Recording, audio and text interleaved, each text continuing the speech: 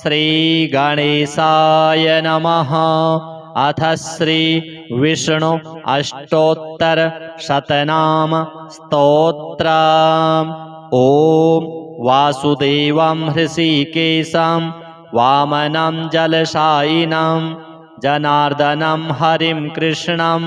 श्रीवक्षं गरुडध्वजं वाराहं पुण्डरीकाक्षं नृसिंहं नरकान्तकम् अव्यक्तं शाश्वतं विष्णु मनन्तमजमव्ययं नारायणं गदाध्यक्षं गोविन्दं कीर्तिभाजनं गोवर्धनोद्धरं देवं भूधरं भुवनेश्वरं वेत्तारं यज्ञपुरुषं यज्ञेशं यज्ञवाहनं चक्रपाणिं गदापाणिं शङ्खपाणिं नरोत्तमं वैकुण्ठं दुष्टदमनं भूगर्भं पीतवाससं त्रिविक्रमं त्रिकालज्ञं त्रिमूर्तिं नन्दकेश्वरं रामं रामं हयग्रीवं भीमं रौद्रं भवोद्भवं श्रीपतिं श्रीधरं श्रीशं मङ्गलं मङ्गलायुधं दामोदरं दमोपेतं केशवं केशिसूदनं वरेण्यं वरदं विष्णु मानन्दं वासुदेवजं हिरण्यरेतसं दीप्तं पुराणं पुरुषोत्तमं सकलं निष्कलं शुद्धं निर्गुणं गुणशाश्वतं हिरण्यतनुसङ्काशं सूर्यायुतसमप्रभं मेघश्यामं चतुर्बाहुं कुशलं कमलेक्षणं ज्योतिरूपमरूपं च स्वरूपं रूपसंस्थितं सर्वज्ञं सर्वरूपस्थं सर्वेशं सर्वतोमुखं ज्ञानं कूटस्थमचलं ज्ञानदं परमं प्रभुं योगीशं योगनिष्णातं योगसंयोगरूपिणम् ईश्वरं सर्वभूतानां वन्दे भूतमयं प्रभुं इति नाम शतं दिव्यं वैष्णवं खलु पापहं व्यासेन कथितं पूर्वं सर्वपापप्रणाशनं यः पठेत् प्रातरुत्थाय स भवेद् वैष्णवो नरः सर्वपापविशुद्धात्मा विष्णुसायुज्यमाप्नुयात् चान्द्रायणसहस्राणि कन्यादानशतानि च गवां लक्षसहस्राणि मुक्तिभागी भवेन्नरः अश्वमेधायुतं पुण्यं फलं प्राप्नोति मानवः। ॐ वासुदेवं हृषीकेशं वामनं जलशायिनं जनार्दनं हरिं कृष्णं श्रीवक्षं गरुडध्वजं वाराहं पुण्डरीकाक्षं नृसिंहं नरकान्तकम् अव्यक्तं शाश्वतं विष्णु मनन्तमजमव्ययं नारायणं गदाध्यक्षं गोविन्दं कीर्तिभाजनं गोवर्धनोद्धरं देवं भूधरं भुवनेश्वरं वेत्तारं यज्ञपुरुषं यज्ञेशं यज्ञवाहनं चक्रपाणिं गदापाणिं शङ्खपाणिं नरोत्तमं वैकुण्ठं दुष्टदमनं भूगर्भं पीतवाससं त्रिविक्रमं त्रिकालज्ञं त्रिमूर्तिं नन्दकेश्वरं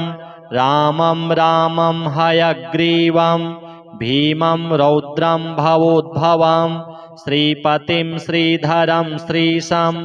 मङ्गलं मङ्गलायुधं दामोदरं दमोपेतं केशवं केशिसूदनं वरेण्यं वरदं विष्णु मानन्दं वासुदेवजं हिरण्यरेतसं दीप्तं पुराणं पुरुषोत्तमं सकलं निष्कलं शुद्धं निर्गुणं गुणशाश्वतं हिरण्यतनुसङ्काशं सूर्यायुतसमप्रभं मेघश्यामं चतुर्बाहुं कुशलं कमलीक्षणं ज्योतिरूपमरूपं च स्वरूपं रूपसंस्थितं सर्वज्ञं सर्वरूपस्थं सर्वेशं सर्वतोमुखं ज्ञानं कूटस्थमचलं ज्ञानदं परमं प्रभुं योगीशं योगनिष्णातं योगसंयोगरूपिणम् ईश्वरं सर्वभूतानां वन्दे भूतमयं प्रभुम् इति नाम शतं दिव्यं वैष्णवं खलु पापहं व्यासेन कथितं पूर्वं सर्वपापप्रणाशनं यः पठेत् प्रातरुत्थाय स भवेद् वैष्णवो नरः सर्वपापविशुद्धात्मा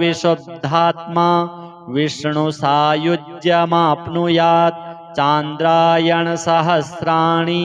कन्यादानशतानि च गवां लक्षसहस्राणि मुक्तिभागी भवेन्नरः अश्वमेधायुतं पुण्यं फलं प्राप्नोति मानवः। ॐ वासुदेवं हृषीकेशं वामनं जलशायिनं जनार्दनं हरिं कृष्णं श्रीवक्षं गरुडध्वजं वाराहं पुण्डरीकाक्षं नृसिंहं नरकान्तकम् अव्यक्तं शाश्वतं विष्णु मनन्तमजमव्ययं नारायणं गदाध्यक्षं गोविन्दं कीर्तिभाजनं गोवर्धनोद्धरं देवं भूधरं भुवनेश्वरं वेत्तारं यज्ञपुरुषं यज्ञेशं यज्ञवाहनं चक्रपाणिं गदापाणिं शङ्खपाणिं नरोत्तमं वैकुण्ठं दुष्टदमनं भूगर्भं पीतवाससं त्रिविक्रमं त्रिकालज्ञं त्रिमूर्तिं नन्दकेश्वरं रामं रामं हयग्रीवं भीमं रौद्रं भवोद्भवं श्रीपतिं श्रीधरं श्रीशं मङ्गलं मङ्गलायुधं दामोदरं दमोपेतं केशवं केशिसूदनं वरेण्यं वरदं विष्णु मानन्दं वासुदेवजं हिरण्यरेतसं दीप्तं पुराणं पुरुषोत्तमं सकलं निष्कलं शुद्धं निर्गुणं गुणशाश्वतं हिरण्यतनुसङ्काशं सूर्यायुतसमप्रभं मेघश्यामं चतुर्बाहुं कुशलं कमलीक्षणं ज्योतिरूपमरूपं च स्वरूपं रूपसंस्थितं सर्वज्ञं सर्वरूपस्थं सर्वेशं सर्वतोमुखं ज्ञानं कूटस्थमचलं ज्ञानदं परमं प्रभुं योगीशं योगनिष्णातं योगसंयोगरूपिणम् ईश्वरं सर्वभूतानां वन्दे भूतमयं प्रभुम् इति नाम शतं दिव्यं वैष्णवं खलु पापहं व्यासेन कथितं पूर्वं सर्वपापप्रणाशनं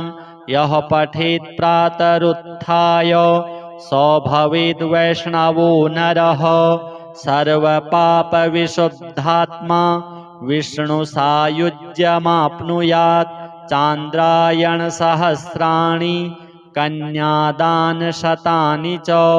गवां लक्षसहस्राणि मुक्तिभागी भवेन्नरः अश्वमेधायुतं पुण्यं फलं प्राप्नोति मानवः। ॐ वासुदेवं हृषीकेशं वामनं जलशायिनं जनार्दनं हरिं कृष्णं श्रीवक्षं गरुडध्वजं वाराहं पुण्डरीकाक्षं नृसिंहं नरकान्तकम् अव्यक्तं शाश्वतं विष्णु मनन्तमजमव्ययं नारायणं गदाध्यक्षं गोविन्दं कीर्तिभाजनं गोवर्धनोद्धरं देवं भूधरं भुवनेश्वरं वेत्तारं यज्ञपुरुषं यज्ञेशं यज्ञवाहनं चक्रपाणिं गदापाणिं शङ्खपाणिं नरोत्तमं वैकुण्ठं दुष्टदमनं भूगर्भं पीतवाससं त्रिविक्रमं त्रिकालज्ञं त्रिमूर्तिं नन्दकेश्वरं रामं रामं हयग्रीवं भीमं रौद्रं भवोद्भवं श्रीपतिं श्रीधरं श्रीशं मङ्गलं मङ्गलायुधं दामोदरं दमोपेतं केशवं केशिसूदनं वरेण्यं वरदं विष्णु मानन्दं वासुदेवजं हिरण्यरेतसं दीप्तं पुराणं पुरुषोत्तमं सकलं निष्कलं शुद्धं निर्गुणं गुणशाश्वतं हिरण्यतनुसङ्काशं सूर्यायुतसमप्रभं मेघश्यामं चतुर्बाहुं कुशलं कमलेक्षणं ज्योतिरूपमरूपं च स्वरूपं रूपसंस्थितं सर्वज्ञं सर्वरूपस्थं सर्वेशं सर्वतोमुखं ज्ञानं कूटस्थमचलं ज्ञानदं परमं प्रभुं योगीशं योगनिष्णातं योगसंयोगरूपिणम् ईश्वरं सर्वभूतानां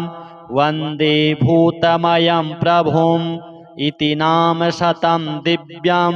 वैष्णवं खलु पापहं व्यासेन कथितं पूर्वं सर्वपापप्रणाशनं यः पठेत् प्रातरुत्थाय स भवेद् वैष्णवो नरः सर्वपापविशुद्धात्मा विष्णुसायुज्यमाप्नुयात् चान्द्रायणसहस्राणि कन्यादानशतानि च गवां लक्षसहस्राणि मुक्तिभागी भवेन्नरः अश्वमेधायुतं पुण्यं फलं प्राप्नोति मानवः। ॐ वासुदेवं हृषीकेशं वामनं जलशायिनं जनार्दनं हरिं कृष्णं श्रीवक्षं गरुडध्वजं वाराहं पुण्डरीकाक्षं नृसिंहं नरकान्तकम् अव्यक्तं शाश्वतं विष्णु मनन्तमजमव्ययं नारायणं गदाध्यक्षं गोविन्दं कीर्तिभाजनं गोवर्धनोद्धरं देवं भूधरं भुवनेश्वरं वेत्तारं यज्ञपुरुषं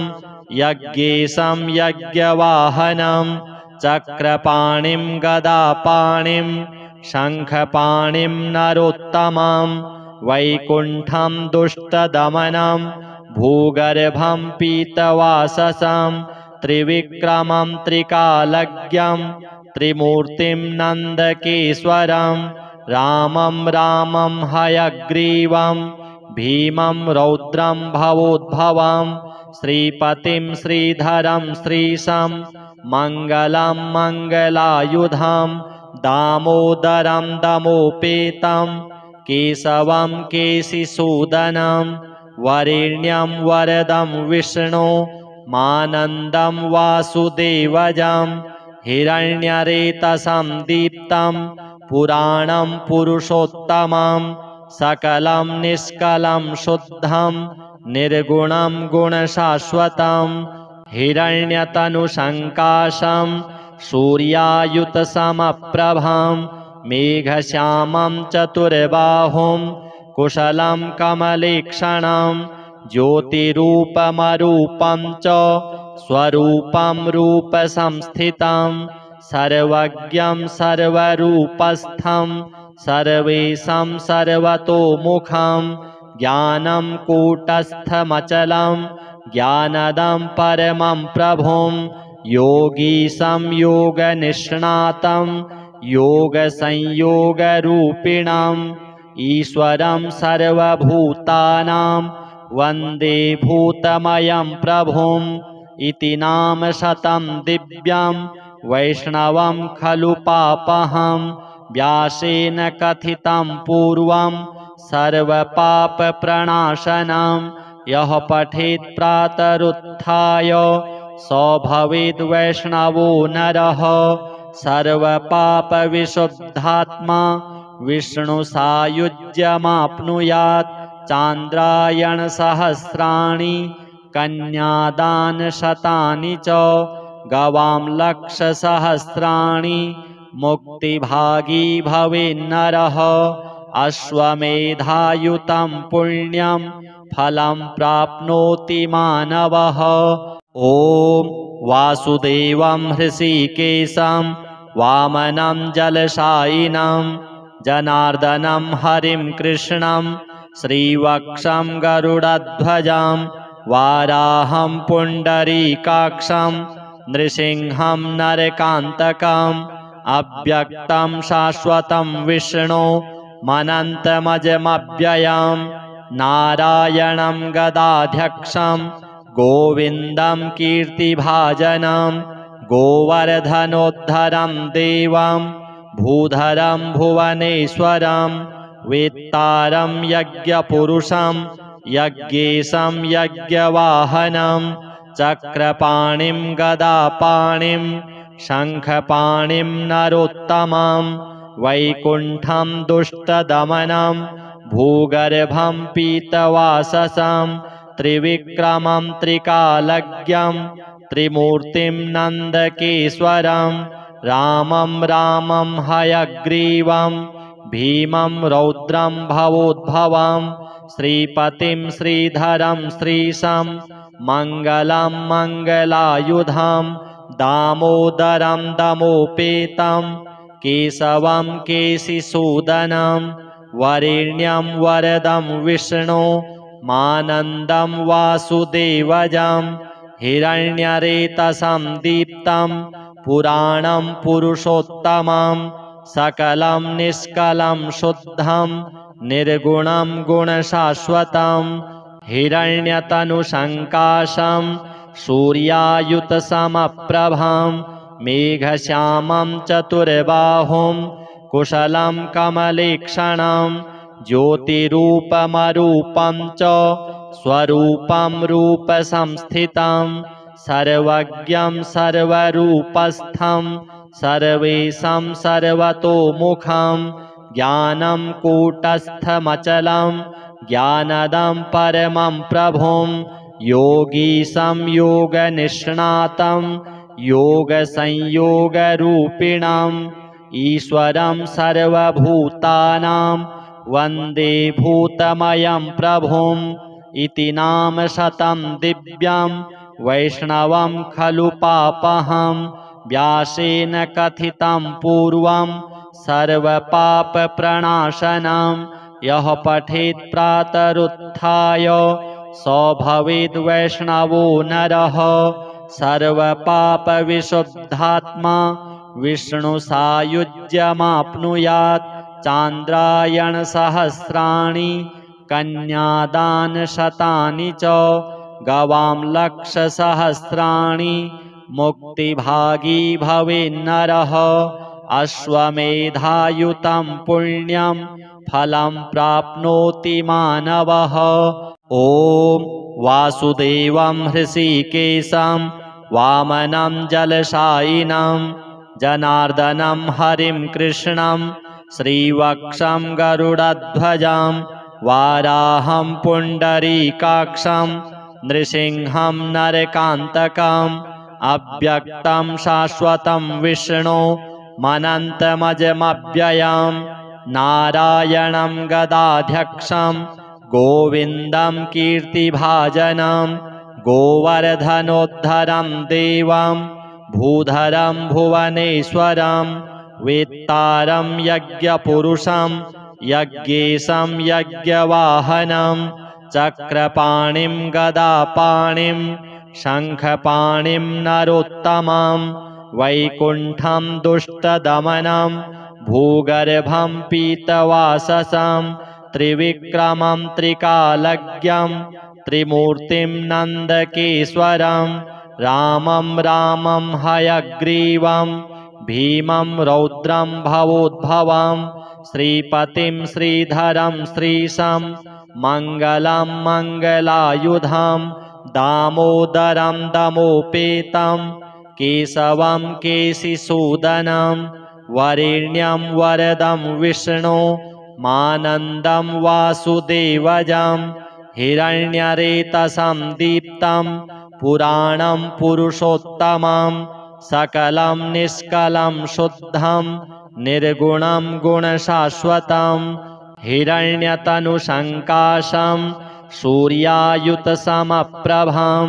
मेघश्यामं चतुर्बाहुं कुशलं कमलेक्षणं ज्योतिरूपमरूपं च स्वरूपं रूपसंस्थितं सर्वज्ञं सर्वरूपस्थं सर्वेशं सर्वतोमुखं ज्ञानं कूटस्थमचलं ज्ञानदं परमं प्रभुं योगीशं योगनिष्णातं योगसंयोगरूपिणम् ईश्वरं सर्वभूतानां वन्दे भूतमयं प्रभुम् इति नाम शतं दिव्यं वैष्णवं खलु पापहं व्यासेन कथितं पूर्वं सर्वपापप्रणाशनं यः पठेत् प्रातरुत्थाय स भवेद् वैष्णवो नरः सर्वपापविशुद्धात्मा विष्णुसायुज्यमाप्नुयात् चान्द्रायणसहस्राणि कन्यादानशतानि च गवां लक्षसहस्राणि मुक्तिभागी भवेन्नरः अश्वमेधायुतं पुण्यं फलं प्राप्नोति मानवः। ॐ वासुदेवं हृषीकेशं वामनं जलशायिनं जनार्दनं हरिं कृष्णं श्रीवक्षं गरुडध्वजं वाराहं पुण्डरीकाक्षं नृसिंहं नरकान्तकम् अव्यक्तं शाश्वतं विष्णु मनन्तमजमव्ययं नारायणं गदाध्यक्षं गोविन्दं कीर्तिभाजनं गोवर्धनोद्धरं देवं भूधरं भुवनेश्वरं वेत्तारं यज्ञपुरुषं यज्ञेशं यज्ञवाहनं चक्रपाणिं गदापाणिं शङ्खपाणिं नरोत्तमं वैकुण्ठं दुष्टदमनं भूगर्भं पीतवाससं त्रिविक्रमं त्रिकालज्ञं त्रिमूर्तिं नन्दकेश्वरं रामं रामं हयग्रीवं भीमं रौद्रं भवोद्भवं श्रीपतिं श्रीधरं श्रीशं मङ्गलं मङ्गलायुधं दामोदरं दमोपेतं केशवं केशिसूदनं वरेण्यं वरदं विष्णु मानन्दं वासुदेवजं हिरण्यरेतसं दीप्तं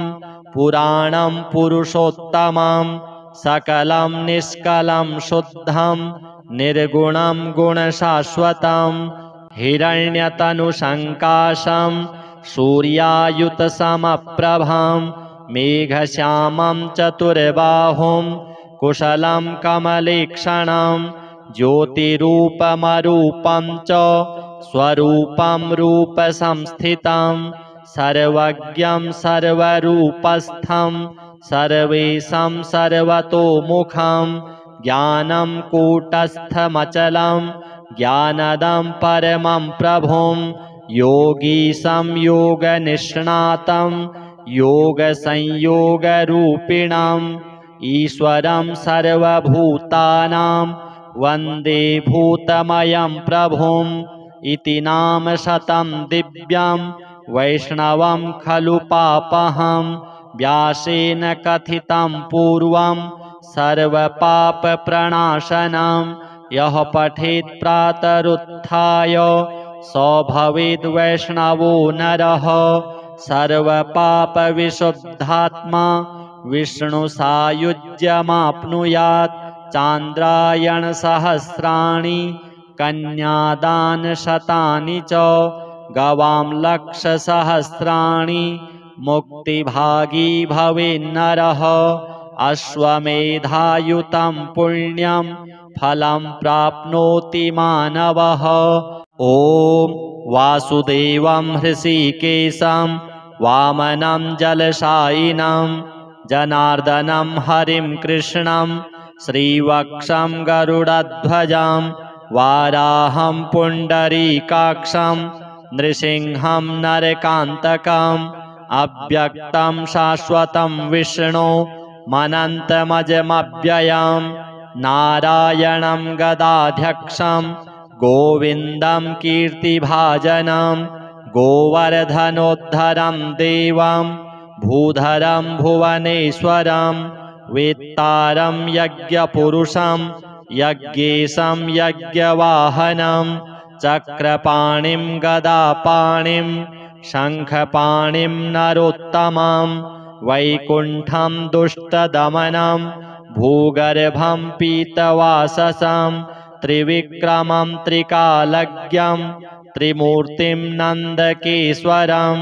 रामं रामं हयग्रीवं भीमं रौद्रं भवोद्भवं श्रीपतिं श्रीधरं श्रीशं मङ्गलं मङ्गलायुधं दामोदरं दमोपेतं केशवं केशिसूदनं वरेण्यं वरदं विष्णु मानन्दं वासुदेवजं हिरण्यरेतसं दीप्तं पुराणं पुरुषोत्तमं सकलं निष्कलं शुद्धं निर्गुणं गुणशाश्वतं हिरण्यतनुसङ्काशं सूर्यायुतसमप्रभं मेघश्यामं चतुर्बाहुं कुशलं कमलेक्षणं ज्योतिरूपमरूपं च स्वरूपं रूपसंस्थितं सर्वज्ञं सर्वरूपस्थं सर्वेशं सर्वतोमुखं ज्ञानं कूटस्थमचलं ज्ञानदं परमं प्रभुं योगीशं योगनिष्णातं योगसंयोगरूपिणम् ईश्वरं सर्वभूतानां वन्दे भूतमयं प्रभुम् इति नाम शतं दिव्यं वैष्णवं खलु पापहं व्यासेन कथितं पूर्वं सर्वपापप्रणाशनं यः पठेत् प्रातरुत्थाय स भवेद् वैष्णवो नरः सर्वपापविशुद्धात्मा विष्णुसायुज्यमाप्नुयात् चान्द्रायणसहस्राणि कन्यादानशतानि च गवां लक्षसहस्राणि मुक्तिभागी भवेन्नरः अश्वमेधायुतं पुण्यं फलं प्राप्नोति मानवः। ॐ वासुदेवं हृषीकेशं वामनं जलशायिनं जनार्दनं हरिं कृष्णं श्रीवक्षं गरुडध्वजं वाराहं पुण्डरीकाक्षं नृसिंहं नरकान्तकम् अव्यक्तं शाश्वतं विष्णु मनन्तमजमव्ययं नारायणं गदाध्यक्षं गोविन्दं कीर्तिभाजनं गोवर्धनोद्धरं देवं भूधरं भुवनेश्वरं वेत्तारं यज्ञपुरुषं यज्ञेशं यज्ञवाहनं चक्रपाणिं गदापाणिं शङ्खपाणिं नरोत्तमं वैकुण्ठं दुष्टदमनं भूगर्भं पीतवाससं त्रिविक्रमं त्रिकालज्ञं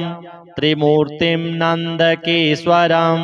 रामं रामं हयग्रीवं भीमं रौद्रं भवोद्भवं श्रीपतिं श्रीधरं श्रीशं मङ्गलं मङ्गलायुधं दामोदरं दमोपेतं केशवं केशिसूदनं वरेण्यं वरदं विष्णु मानन्दं वासुदेवजं हिरण्यरेतसं दीप्तं पुराणं पुरुषोत्तमं सकलं निष्कलं शुद्धं निर्गुणं गुणशाश्वतं हिरण्यतनुसङ्काशं सूर्यायुतसमप्रभं मेघश्यामं चतुर्बाहुं कुशलं कमलेक्षणं ज्योतिरूपमरूपं च स्वरूपं रूपसंस्थितं सर्वज्ञं सर्वरूपस्थं सर्वेशं सर्वतोमुखं ज्ञानं कूटस्थमचलं ज्ञानदं परमं प्रभुं योगीशं योगनिष्णातं योगसंयोगरूपिणम् ईश्वरं सर्वभूतानां वन्दे भूतमयं प्रभुम् इति नाम शतं दिव्यं वैष्णवं खलु पापहं व्यासेन कथितं पूर्वं सर्वपापप्रणाशनं यः पठेत् प्रातरुत्थाय स भवेद् वैष्णवो नरः सर्वपापविशुद्धात्मा विष्णुसायुज्यमाप्नुयात् चान्द्रायणसहस्राणि कन्यादानशतानि च गवां लक्षसहस्राणि मुक्तिभागी भवेन्नरः अश्वमेधायुतं पुण्यं फलं प्राप्नोति मानवः। ॐ वासुदेवं हृषीकेशं वामनं जलशायिनं जनार्दनं हरिं कृष्णं श्रीवक्षं गरुडध्वजं वाराहं पुण्डरीकाक्षं नृसिंहं नरकान्तकम् अव्यक्तं शाश्वतं विष्णु मनन्तमजमव्ययं नारायणं गदाध्यक्षं गोविन्दं कीर्तिभाजनं गोवर्धनोद्धरं देवं भूधरं भुवनेश्वरं वेत्तारं यज्ञपुरुषं यज्ञेशं यज्ञवाहनं चक्रपाणिं गदापाणिं शङ्खपाणिं नरोत्तमं वैकुण्ठं दुष्टदमनं भूगर्भं पीतवाससं त्रिविक्रमं त्रिकालज्ञं त्रिमूर्तिं नन्दकेश्वरं रामं रामं हयग्रीवं भीमं रौद्रं भवोद्भवं श्रीपतिं श्रीधरं श्रीशं मङ्गलं मङ्गलायुधं दामोदरं दमोपेतं केशवं केशिसूदनं वरेण्यं वरदं विष्णु मानन्दं वासुदेवजं हिरण्यरेतसं दीप्तं पुराणं पुरुषोत्तमं सकलं निष्कलं शुद्धं निर्गुणं गुणशाश्वतं हिरण्यतनुसङ्काशं सूर्यायुतसमप्रभं मेघश्यामं चतुर्बाहुं कुशलं कमलेक्षणं ज्योतिरूपमरूपं च स्वरूपं रूपसंस्थितं सर्वज्ञं सर्वरूपस्थं सर्वेशं सर्वतोमुखं ज्ञानं कूटस्थमचलं ज्ञानदं परमं प्रभुं योगीशं योगनिष्णातं योगसंयोगरूपिणम् ईश्वरं सर्वभूतानां वन्दे भूतमयं प्रभुम् इति नाम शतं दिव्यं वैष्णवं खलु पापहं व्यासेन कथितं पूर्वं सर्वपापप्रणाशनं यः पठेत् प्रातरुत्थाय स भवेद् वैष्णवो नरः सर्वपापविशुद्धात्मा विष्णुसायुज्यमाप्नुयात् चान्द्रायणसहस्राणि कन्यादानशतानि च गवां लक्षसहस्राणि मुक्तिभागी भवेन्नरः अश्वमेधायुतं पुण्यं फलं प्राप्नोति मानवः। ॐ वासुदेवं हृषीकेशं वामनं जलशायिनं जनार्दनं हरिं कृष्णं श्रीवक्षं गरुडध्वजं वाराहं पुण्डरीकाक्षं नृसिंहं नरकान्तकम् अव्यक्तं शाश्वतं विष्णु मनन्तमजमव्ययं नारायणं गदाध्यक्षं गोविन्दं कीर्तिभाजनं गोवर्धनोद्धरं देवं भूधरं भुवनेश्वरं वेत्तारं यज्ञपुरुषं यज्ञेशं यज्ञवाहनं चक्रपाणिं गदापाणिं शङ्खपाणिं नरोत्तमं वैकुण्ठं दुष्टदमनं भूगर्भं पीतवाससं त्रिविक्रमं त्रिकालज्ञं त्रिमूर्तिं नन्दकेश्वरं रामं रामं हयग्रीवं भीमं रौद्रं भवोद्भवं श्रीपतिं श्रीधरं श्रीशं मङ्गलं मङ्गलायुधं दामोदरं दमोपेतं केशवं केशिसूदनं वरेण्यं वरदं विष्णु मानन्दं वासुदेवजं हिरण्यरेतसं दीप्तं पुराणं पुरुषोत्तमं सकलं निष्कलं शुद्धं निर्गुणं गुणशाश्वतं हिरण्यतनुसङ्काशं सूर्यायुतसमप्रभं मेघश्यामं चतुर्बाहुं कुशलं कमलेक्षणं ज्योतिरूपमरूपं च स्वरूपं रूपसंस्थितं सर्वज्ञं सर्वरूपस्थं सर्वेशं सर्वतोमुखं ज्ञानं कूटस्थमचलं ज्ञानदं परमं प्रभुं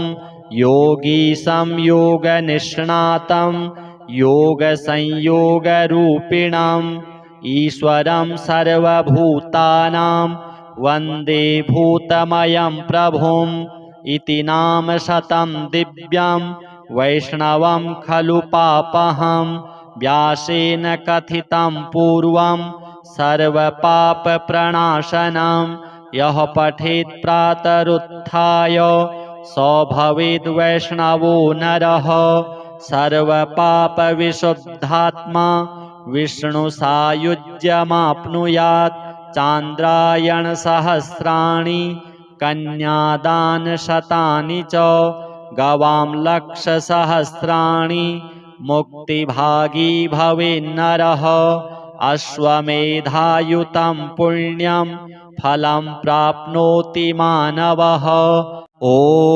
वासुदेवं हृषीकेशं वामनं जलशायिनं जनार्दनं हरिं कृष्णं श्रीवक्षं गरुडध्वजं वाराहं पुण्डरीकाक्षं नृसिंहं नरकान्तकम् अव्यक्तं शाश्वतं विष्णु मनन्तमजमव्ययं नारायणं गदाध्यक्षं गोविन्दं कीर्तिभाजनं गोवर्धनोद्धरं देवं भूधरं भुवनेश्वरं वेत्तारं यज्ञपुरुषं यज्ञेशं यज्ञवाहनं चक्रपाणिं गदापाणिं शङ्खपाणिं नरोत्तमं वैकुण्ठं दुष्टदमनं भूगर्भं पीतवाससं त्रिविक्रमं त्रिकालज्ञं त्रिमूर्तिं नन्दकेश्वरं रामं रामं हयग्रीवं भीमं रौद्रं भवोद्भवं श्रीपतिं श्रीधरं श्रीशं मङ्गलं मङ्गलायुधं दामोदरं दमोपेतं केशवं केशिसूदनं वरेण्यं वरदं विष्णु मानन्दं वासुदेवजं हिरण्यरेतसं दीप्तं पुराणं पुरुषोत्तमं सकलं निष्कलं शुद्धं निर्गुणं गुणशाश्वतं हिरण्यतनुसङ्काशं सूर्यायुतसमप्रभं मेघश्यामं चतुर्बाहुं कुशलं कमलेक्षणं ज्योतिरूपमरूपं च स्वरूपं रूपसंस्थितं सर्वज्ञं सर्वरूपस्थं सर्वेशं सर्वतोमुखं ज्ञानं कूटस्थमचलं ज्ञानदं परमं प्रभुं योगीशं योगनिष्णातं योगसंयोगरूपिणम् ईश्वरं सर्वभूतानां वन्दे भूतमयं प्रभुम् इति नाम शतं दिव्यं वैष्णवं खलु पापहं व्यासेन कथितं पूर्वं सर्वपापप्रणाशनं यः पठेत् प्रातरुत्थाय स भवेद् वैष्णवो नरः सर्वपापविशुद्धात्मा विष्णुसायुज्यमाप्नुयात् चान्द्रायणसहस्राणि कन्यादानशतानि च गवां लक्षसहस्राणि मुक्तिभागी भवेन्नरः अश्वमेधायुतं पुण्यं फलं प्राप्नोति मानवः। ॐ वासुदेवं हृषीकेशं वामनं जलशायिनं जनार्दनं हरिं कृष्णं श्रीवक्षं गरुडध्वजं वाराहं पुण्डरीकाक्षं नृसिंहं नरकान्तकम् अव्यक्तं शाश्वतं विष्णु मनन्तमजमव्ययं नारायणं गदाध्यक्षं गोविन्दं कीर्तिभाजनं गोवर्धनोद्धरं देवं भूधरं भुवनेश्वरं वेत्तारं यज्ञपुरुषं यज्ञेशं यज्ञवाहनं चक्रपाणिं गदापाणिं शङ्खपाणिं नरोत्तमं वैकुण्ठं दुष्टदमनं भूगर्भं पीतवाससं त्रिविक्रमं त्रिकालज्ञं त्रिमूर्तिं नन्दकेश्वरं रामं रामं हयग्रीवं भीमं रौद्रं भवोद्भवं श्रीपतिं श्रीधरं श्रीशं मङ्गलं मङ्गलायुधं दामोदरं दमोपेतं केशवं केशिसूदनं वरेण्यं वरदं विष्णु मानन्दं वासुदेवजं हिरण्यरेतसं दीप्तं पुराणं पुरुषोत्तमं सकलं निष्कलं शुद्धं निर्गुणं गुणशाश्वतं हिरण्यतनुसङ्काशं सूर्यायुतसमप्रभं मेघश्यामं चतुर्बाहुं कुशलं कमलेक्षणं ज्योतिरूपमरूपं च स्वरूपं रूपसंस्थितं सर्वज्ञं सर्वरूपस्थं सर्वेशं सर्वतोमुखं ज्ञानं कूटस्थमचलं ज्ञानदं परमं प्रभुं योगीशं योगनिष्णातं योगसंयोगरूपिणम् ईश्वरं सर्वभूतानां वन्दे भूतमयं प्रभुम् इति नाम शतं दिव्यं वैष्णवं खलु पापहं व्यासेन कथितं पूर्वं सर्वपापप्रणाशनं यः पठेत् प्रातरुत्थाय स भवेद् वैष्णवो नरः सर्वपापविशुद्धात्मा विष्णुसायुज्यमाप्नुयात् चान्द्रायणसहस्राणि कन्यादानशतानि च गवां लक्षसहस्राणि मुक्तिभागी भवेन्नरः अश्वमेधायुतं पुण्यं फलं प्राप्नोति मानवः। ॐ वासुदेवं हृषीकेशं वामनं जलशायिनं जनार्दनं हरिं कृष्णं श्रीवक्षं गरुडध्वजं वाराहं पुण्डरीकाक्षं नृसिंहं नरकान्तकम् अव्यक्तं शाश्वतं विष्णु मनन्तमजमव्ययं नारायणं गदाध्यक्षं गोविन्दं कीर्तिभाजनं गोवर्धनोद्धरं देवं भूधरं भुवनेश्वरं वेत्तारं यज्ञपुरुषं यज्ञेशं यज्ञवाहनं चक्रपाणिं गदापाणिं शङ्खपाणिं नरोत्तमं वैकुण्ठं दुष्टदमनं भूगर्भं पीतवाससं त्रिविक्रमं त्रिकालज्ञं त्रिमूर्तिं नन्दकेश्वरं रामं रामं हयग्रीवं भीमं रौद्रं भवोद्भवं श्रीपतिं श्रीधरं श्रीशं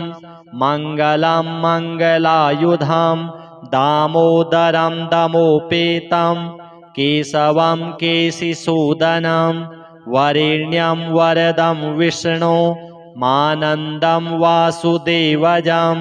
हिरण्यरेतसं दीप्तं पुराणं पुरुषोत्तमं सकलं निष्कलं शुद्धं निर्गुणं गुणशाश्वतं हिरण्यतनुसङ्काशं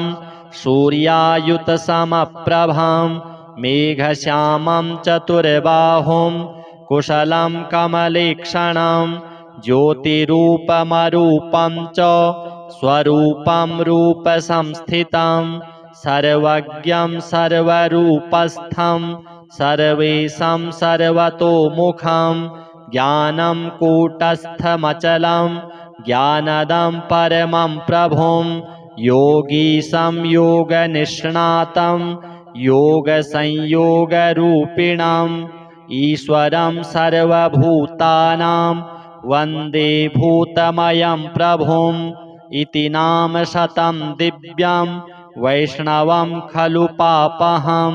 व्यासेन कथितं पूर्वं सर्वपापप्रणाशनं यः पठेत् प्रातरुत्थाय स भवेद् वैष्णवो नरः सर्वपापविशुद्धात्मा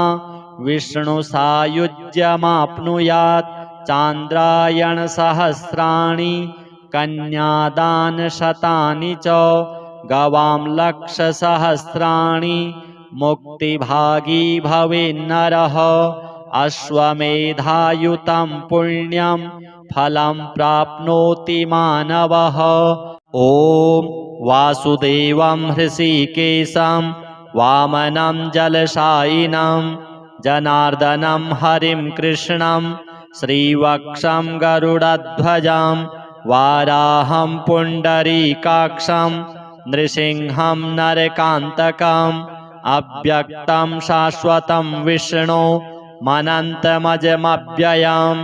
नारायणं गदाध्यक्षं गोविन्दं कीर्तिभाजनं गोवर्धनोद्धरं देवं भूधरं भुवनेश्वरं वेत्तारं यज्ञपुरुषं यज्ञेशं यज्ञवाहनं चक्रपाणिं गदापाणिं शङ्खपाणिं नरोत्तमं वैकुण्ठं दुष्टदमनं भूगर्भं पीतवाससं त्रिविक्रमं त्रिकालज्ञं त्रिमूर्तिं नन्दकेश्वरं रामं रामं हयग्रीवं भीमं रौद्रं भवोद्भवं श्रीपतिं श्रीधरं श्रीशं मङ्गलं मङ्गलायुधं दामोदरं दमोपेतं केशवं केशिसूदनं वरेण्यं वरदं विष्णु मानन्दं वासुदेवजं हिरण्यरेतसं दीप्तं पुराणं पुरुषोत्तमं सकलं निष्कलं शुद्धं निर्गुणं गुणशाश्वतं हिरण्यतनुशङ्काशं सूर्यायुतसमप्रभां मेघश्यामं चतुर्बाहुं कुशलं कमलेक्षणं ज्योतिरूपमरूपं च स्वरूपं रूपसंस्थितं सर्वज्ञं सर्वरूपस्थं सर्वेशं सर्वतोमुखं ज्ञानं कूटस्थमचलं ज्ञानदं परमं प्रभुं योगीशं योगनिष्णातं योगसंयोगरूपिणम् ईश्वरं सर्वभूतानां वन्दे भूतमयं प्रभुम् इति नाम शतं दिव्यं वैष्णवं खलु पापहं व्यासेन कथितं पूर्वं सर्वपापप्रणाशनं यः पठेत् प्रातरुत्थाय स भवेद् वैष्णवो नरः सर्वपापविशुद्धात्मा विष्णुसायुज्यमाप्नुयात् चान्द्रायणसहस्राणि कन्यादानशतानि च गवां लक्षसहस्राणि मुक्तिभागी भवेन्नरः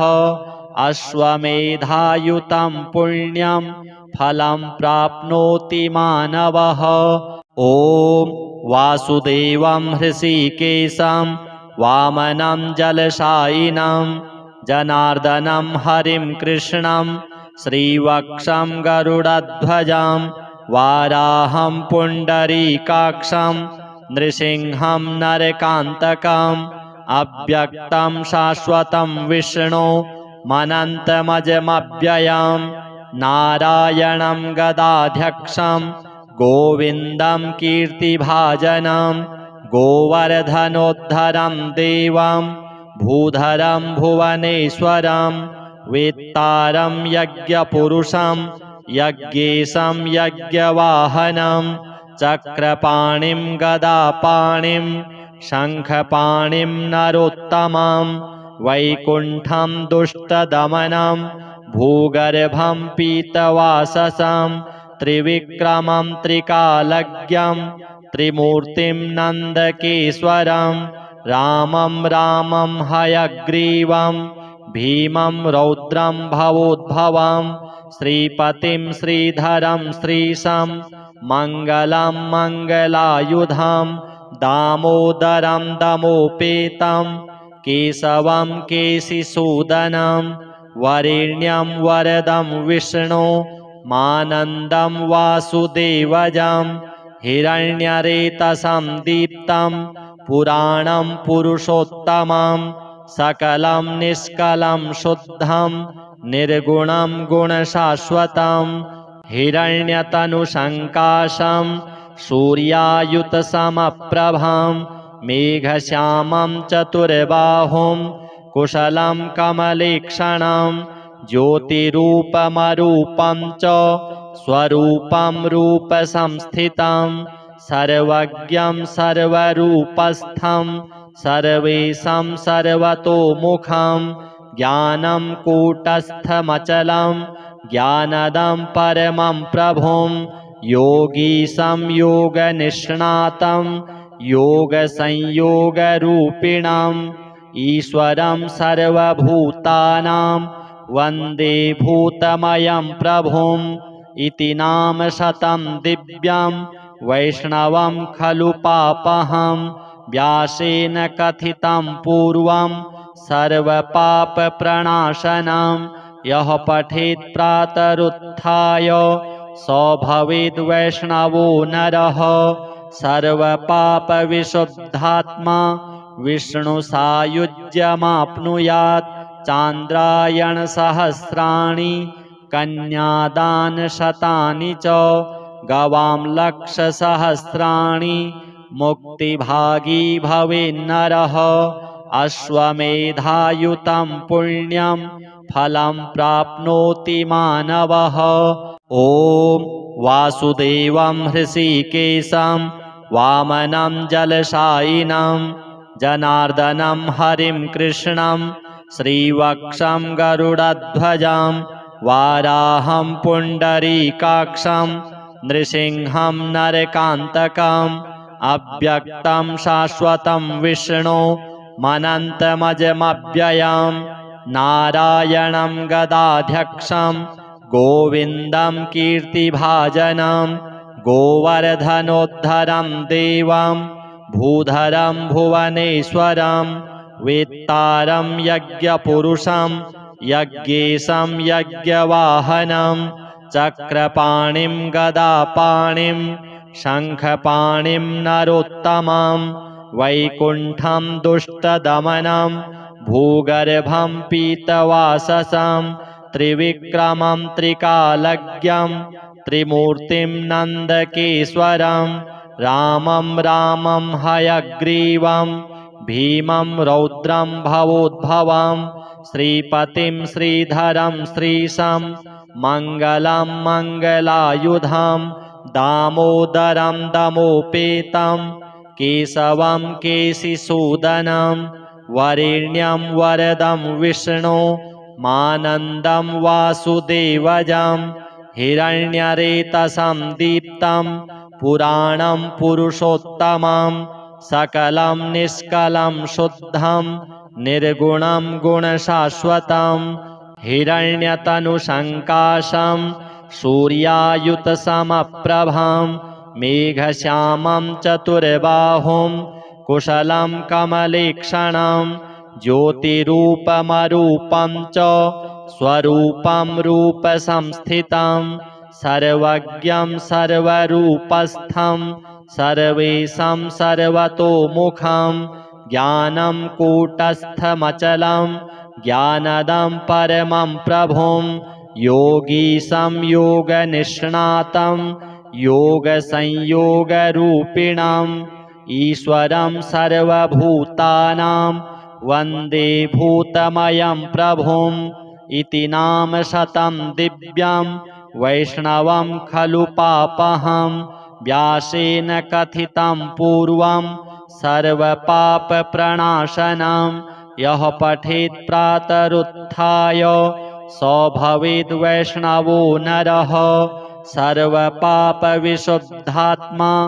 विष्णुसायुज्यमाप्नुयात् चान्द्रायणसहस्राणि कन्यादानशतानि च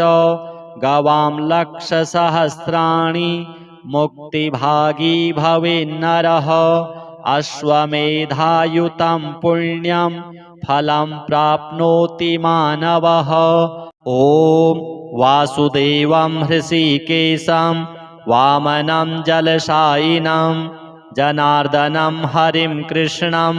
श्रीवक्षं गरुडध्वजं वाराहं पुण्डरीकाक्षं नृसिंहं नरकान्तकम् अव्यक्तं शाश्वतं विष्णु मनन्तमजमव्ययं नारायणं गदाध्यक्षं गोविन्दं कीर्तिभाजनं गोवर्धनोद्धरं देवं भूधरं भुवनेश्वरं वेत्तारं यज्ञपुरुषं यज्ञेशं यज्ञवाहनं चक्रपाणिं गदापाणिं शङ्खपाणिं नरोत्तमं वैकुण्ठं दुष्टदमनं भूगर्भं पीतवाससं त्रिविक्रमं त्रिकालज्ञं त्रिमूर्तिं नन्दकेश्वरं रामं रामं हयग्रीवं भीमं रौद्रं भवोद्भवं श्रीपतिं श्रीधरं श्रीशं मङ्गलं मङ्गलायुधं दामोदरं दमोपेतं केशवं केशिसूदनं वरेण्यं वरदं विष्णु मानन्दं वासुदेवजं हिरण्यरेतसं दीप्तं पुराणं पुरुषोत्तमं सकलं निष्कलं शुद्धं निर्गुणं गुणशाश्वतं हिरण्यतनुसङ्काशं सूर्यायुतसमप्रभं मेघश्यामं चतुर्बाहुं कुशलं कमलेक्षणं ज्योतिरूपमरूपं च स्वरूपं रूपसंस्थितं सर्वज्ञं सर्वरूपस्थं सर्वेषां सर्वतोमुखं ज्ञानं कूटस्थमचलं ज्ञानदं परमं प्रभुं योगीशं योगनिष्णातं योगसंयोगरूपिणम् ईश्वरं सर्वभूतानां वन्दे भूतमयं प्रभुम् इति नाम शतं दिव्यं वैष्णवं खलु पापहं व्यासेन कथितं पूर्वं सर्वपापप्रणाशनं यः पठेत् प्रातरुत्थाय स भवेद् वैष्णवो नरः सर्वपापविशुद्धात्मा विष्णुसायुज्यमाप्नुयात् चान्द्रायणसहस्राणि कन्यादानशतानि च गवां लक्षसहस्राणि मुक्तिभागी भवेन्नरः अश्वमेधायुतं पुण्यं फलं प्राप्नोति मानवः। ॐ वासुदेवं हृषीकेशं वामनं जलशायिनं जनार्दनं हरिं कृष्णं श्रीवक्षं गरुडध्वजं वाराहं पुण्डरीकाक्षं नृसिंहं नरकान्तकम् अव्यक्तं शाश्वतं विष्णु मनन्तमजमव्ययं नारायणं गदाध्यक्षं गोविन्दं कीर्तिभाजनं गोवर्धनोद्धरं देवं भूधरं भुवनेश्वरं वेत्तारं यज्ञपुरुषं यज्ञेशं यज्ञवाहनं चक्रपाणिं गदापाणिं शङ्खपाणिं नरोत्तमं वैकुण्ठं दुष्टदमनं भूगर्भं पीतवाससं त्रिविक्रमं त्रिकालज्ञं त्रिमूर्तिं नन्दकेश्वरं रामं रामं हयग्रीवं भीमं रौद्रं भवोद्भवं श्रीपतिं श्रीधरं श्रीशं मङ्गलं मङ्गलायुधं दामोदरं दमोपेतं केशवं केशिसूदनं वरेण्यं वरदं विष्णु मानन्दं वासुदेवजं हिरण्यरेतसं दीप्तं पुराणं पुरुषोत्तमं सकलं निष्कलं शुद्धं निर्गुणं गुणशाश्वतं हिरण्यतनुसङ्काशं सूर्यायुतसमप्रभं मेघश्यामं चतुर्बाहुं कुशलं कमलेक्षणं ज्योतिरूपमरूपं च स्वरूपं रूपसंस्थितं सर्वज्ञं सर्वरूपस्थं सर्वेशं सर्वतोमुखं ज्ञानं कूटस्थमचलं ज्ञानदं परमं प्रभुं योगीशं योगनिष्णातं योगसंयोगरूपिणम् ईश्वरं सर्वभूतानां वन्दे भूतमयं प्रभुम् इति नाम शतं दिव्यं वैष्णवं खलु पापहं व्यासेन कथितं पूर्वं सर्वपापप्रणाशनं यः पठेत् प्रातरुत्थाय स भवेद् वैष्णवो नरः सर्वपापविशुद्धात्मा विष्णुसायुज्यमाप्नुयात् चान्द्रायणसहस्राणि कन्यादानशतानि च गवां लक्षसहस्राणि मुक्तिभागी भवेन्नरः अश्वमेधायुतं पुण्यं फलं प्राप्नोति मानवः। ॐ वासुदेवं हृषीकेशं वामनं जलशायिनं जनार्दनं हरिं कृष्णं श्रीवक्षं गरुडध्वजं वाराहं पुण्डरीकाक्षं नृसिंहं नरकान्तकम् अव्यक्तं शाश्वतं विष्णु मनन्तमजमव्ययं नारायणं गदाध्यक्षं गोविन्दं कीर्तिभाजनं गोवर्धनोद्धरं देवं भूधरं भुवनेश्वरं वेत्तारं यज्ञपुरुषं यज्ञेशं यज्ञवाहनं चक्रपाणिं गदापाणिं शङ्खपाणिं नरोत्तमं वैकुण्ठं दुष्टदमनं भूगर्भं पीतवाससं त्रिविक्रमं त्रिकालज्ञं त्रिमूर्तिं नन्दकेश्वरं रामं रामं हयग्रीवं भीमं रौद्रं भवोद्भवं श्रीपतिं श्रीधरं श्रीशं मङ्गलं मङ्गलायुधं दामोदरं दमोपेतं केशवं केशिसूदनं वरेण्यं वरदं विष्णु मानन्दं वासुदेवजं हिरण्यरेतसं दीप्तं पुराणं पुरुषोत्तमं सकलं निष्कलं शुद्धं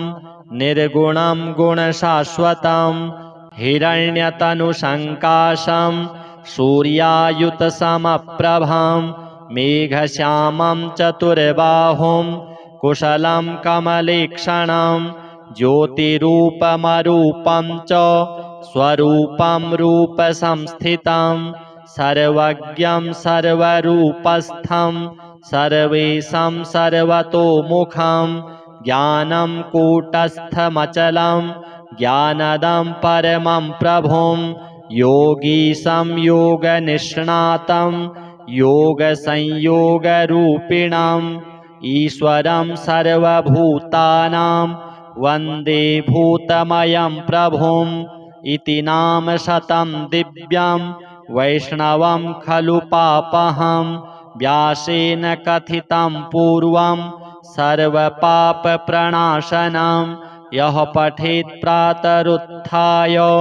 स भवेद् वैष्णवो नरः सर्वपापविशुद्धात्मा विष्णुसायुज्यमाप्नुयात् चान्द्रायणसहस्राणि कन्यादानशतानि च गवां लक्षसहस्राणि मुक्तिभागी भवेन्नरः